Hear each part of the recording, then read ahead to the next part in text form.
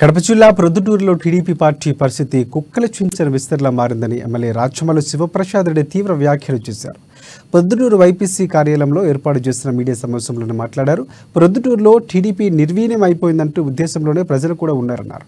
ఈ సందర్భంగా టీడీపీ అధిష్టానం కూడా ఈ తలనొప్పి నుంచి తప్పించుకోవడానికి బీజేపీ టీడీపీ పొత్తులో భాగంగా ప్రొద్దుటూరులో ఆదినారాయణ రెడ్డిని పోటీకి దింపేందుకు చూస్తుందని ఎమ్మెల్యే తెలిపారు.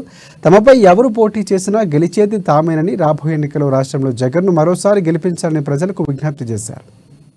ఊరు ప్రజలందరికీ అనుమానం ఉంది.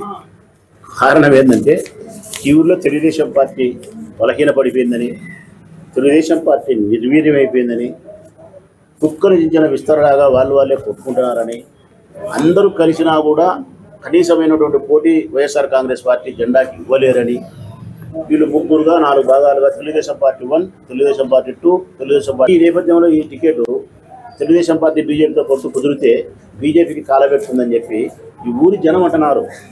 నేననేది కాదు, ఊరి జనం, ఊరి ప్రజలు చాలా తెలివైన వాళ్ళు.